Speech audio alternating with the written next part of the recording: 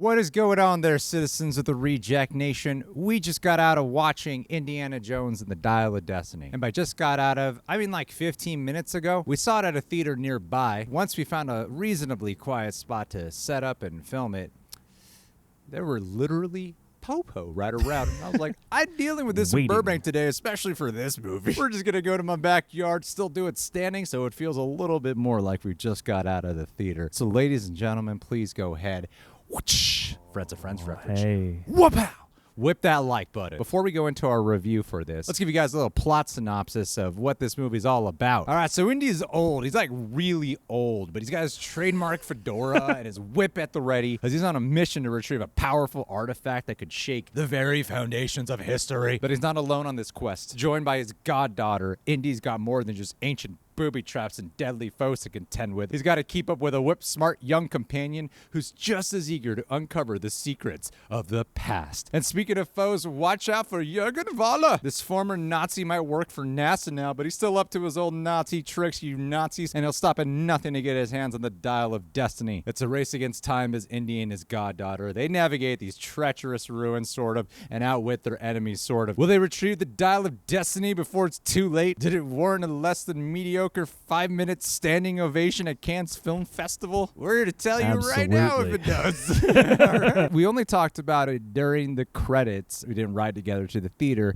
But I was thinking about how we could structure this to convey our opinions. If we're mainly on the same page, I feel like there's one thing we're not really on the same page about. I feel like the best way to go about it is to go through it act by act of the emotional experience we were feeling through it. John, do you remember in Indiana Jones, Raiders of the Lost Ark, when he switches out the bag?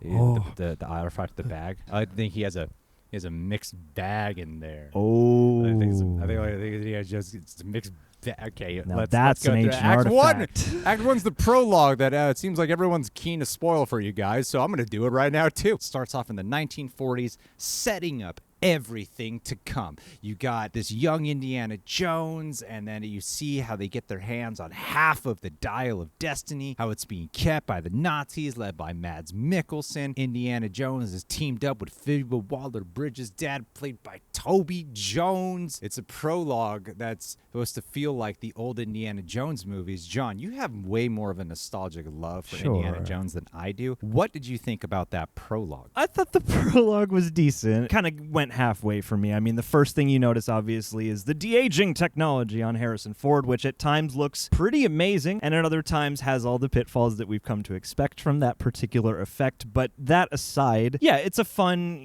clippy, adventurous prologue. It sets everything up. It, is indicative, I think, of the pace the rest of the movie kind of has. It moves at sort of a breakneck kind of speed, but there is a lot of fun there. There's a good sort of imagination and a nice contained wraparound to it all before the main venture sets off. Yeah, it's like crazy ass shit that Indiana's pulling off yes. in this adventure, right? Beyond just the de-aging, which did have this emotional journey of, wow, that looks great, to, ooh, I don't know about that, to sometimes same shot being like, whoa, that looks wait, his mouth is moving. That looks off. That looks really off. And his voice sounds just as old as he does in the present. Enunciation ain't matching. This looks great when you're not showing him talk. I like it when he's not talking. Yeah. It was never quite immersive because it was constantly fluctuating between it. And I feel like a general audience member would experience this. I'm not just talking about people with that critical eye. I did enjoy it. I thought it ended up being like a lot of fun. It felt a little bit like they were trying to capture the spirit instead of genuinely being the spirit there. But for the most part, I'd be lying if I said I didn't actually enjoy it. But then I started to love the movie because then we really kick off Act 1, where you step from like the fantasy of Indiana Jones into the harsh old man reality of Indiana Jones. Yeah, washed up old guy. The first shot of Harrison Ford of today, minor spoiler, very vulnerable. He is shirtless, out of shape, cranky, hung over. He's in a terrible mood on the day of his retirement, which also happens to be Moon Day, the day the Americans reached the moon. All by ourselves with no help from anyone from elsewhere in the world. I imagine maybe some people might react to it with the, oh my God, are they Luke Skywalkering this? Are they Last Jediing our Indiana Jones? Throw the whip over his shoulder in disdain. I think it works better here because of the fact that Indiana Jones is just a human being. And I loved the portrayal here because because they were setting up some really interesting things. I can't spoil for you guys because there were some personal life struggles that he's going through here that raised the question mark of stuff of like, what's going on with Indiana Jones' son? What's going on with Karen Allen? They do acknowledge that it really is intertwined with what Indiana Jones is dealing with, so I don't want to give it away, but I loved what they set up, and I loved the way it was all playing out. I loved the aesthetics, the production design, the whole vibe and aura and the mood.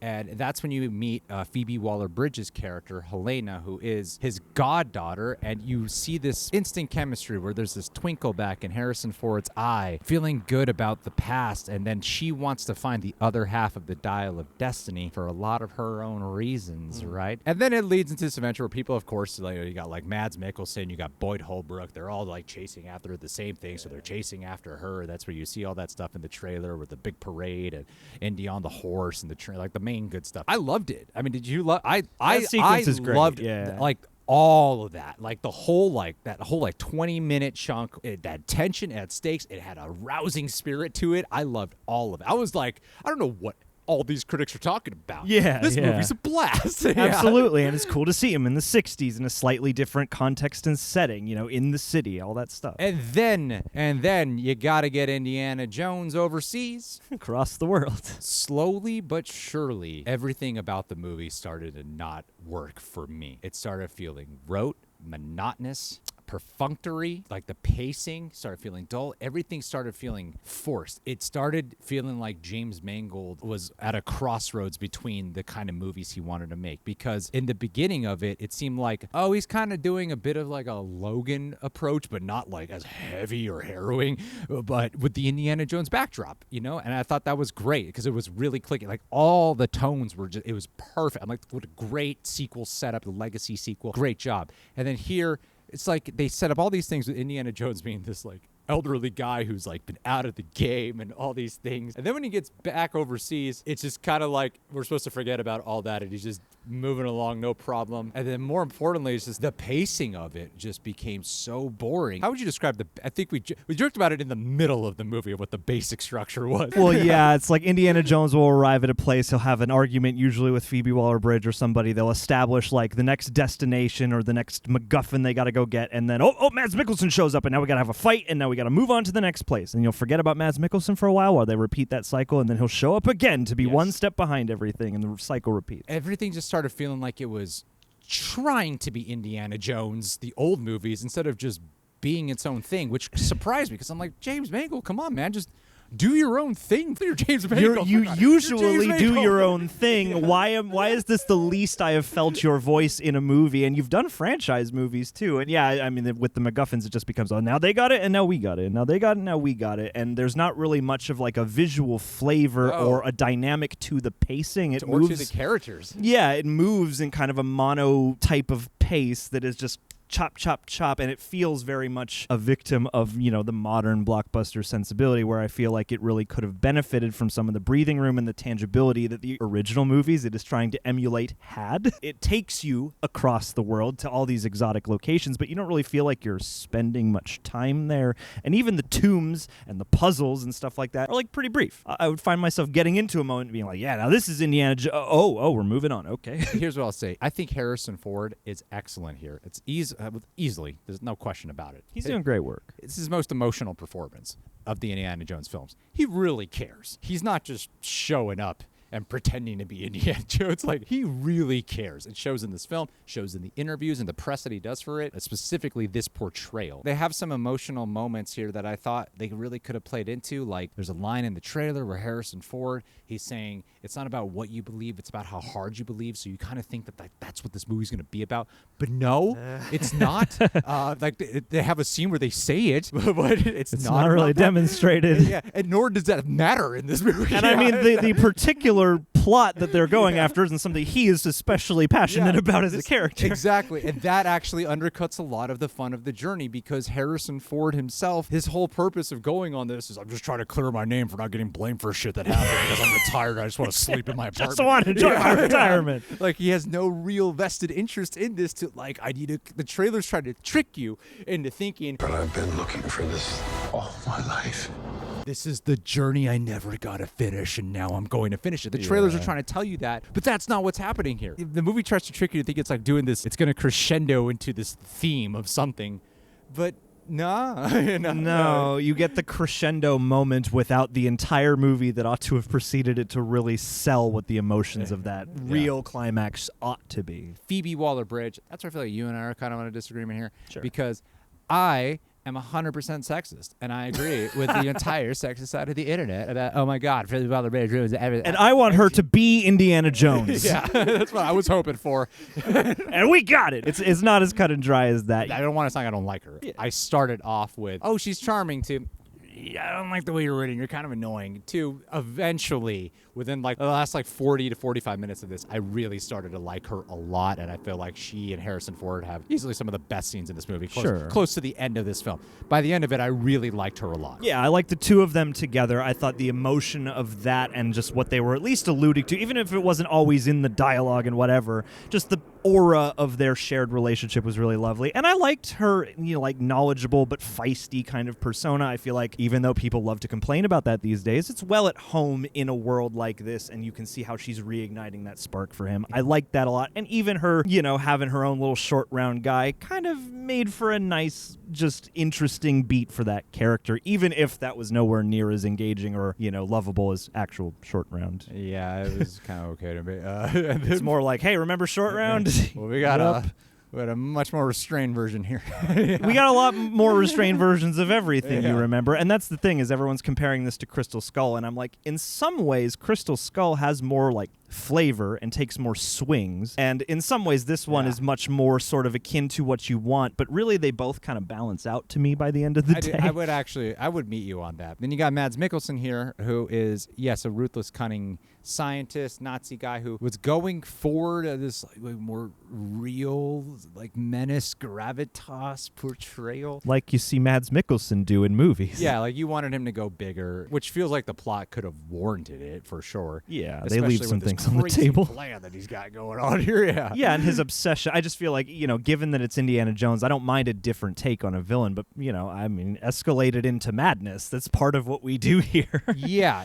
I can see where you're coming from, because again, a lot of this came down to its energy and it feeling like they were trying to capture the spirit, but it was dragging. I think where James Mangold and company, I don't really know where this movie went wrong for, because clearly it went wrong for a lot of people, where I thought they were trying to be a little bit deceitful here, a little manipulative. They had this crazy cool action scene in their first overseas car chase that you see a lot of and the trailers. And I liked the car chase. Sure, it was cool. I didn't feel any tension or any, but I noticed something was off, and I was like, this doesn't feel genuinely exciting. This just feels like I'm watching some cool shots here and there, but I don't find this exciting. It's not as tangible. I think CGI, Indiana Jones especially, I think, doesn't work it's not well. Swinging monkey vines just level, but yeah. It's but even that I'll forgive, because I'm like, well, you need CG for that, I guess. But yeah, they relied too heavily on CG in these recent Indiana Joneses, where the previous ones would have had to have made a lot of it practically and then resorted to visual effects. Yeah, then any following action scenes, I don't even remember what really happens,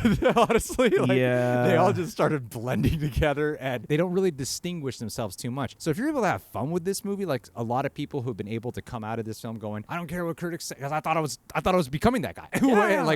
I wanted to be. In the first 30 minutes, I was like, oh my God, yeah, I'm that guy. Then as it went, I was like, no, this is tough. This is really boring. This is a really boring film, because I'm bringing up all the characters due to the fact that this movie set up so many things that it's not just Greg having wish fulfillment needs. It's what the movie set up, and I thought, oh, okay, they're setting up some interesting things here. With Mads Mikkelsen in the prologue, wow, what a great way to make him more than just another Nazi. This guy should have a very personal vendetta against Indy, especially after what happens to this guy.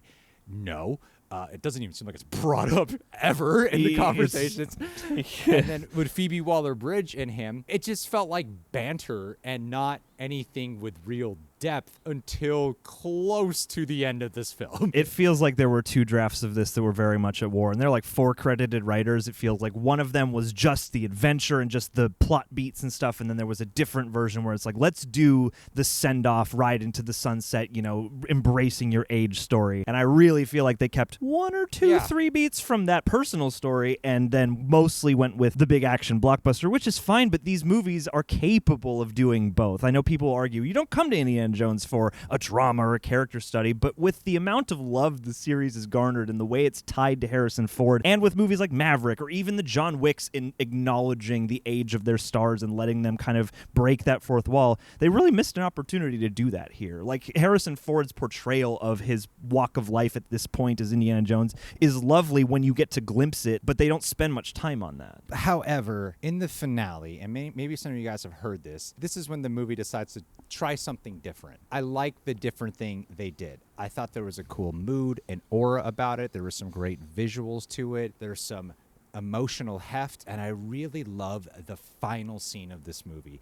It's a great wraparound for this specific journey of what Indiana is going through in his personal life and the adventure he just went on. It's got great nostalgia beats to it in a way that felt I actually had to remind myself, like, people started like chuckling at these certain things that were happening.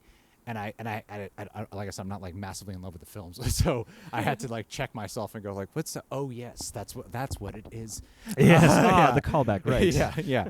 But that being said, I thought it was still working really well for me, even without immediately recognizing what the callback was. In the finale, it doesn't necessarily redeem the experience, though. While I can isolate and go, I like that chunk. It's a swing, at least. Yeah, it was cool. It doesn't ultimately redeem the experience that it left me with for most of this film, which was, this is disappointing. I cannot underscore the word trying even more than I can now. It is, you just feel the word trying. So it's busy and dense without being rich.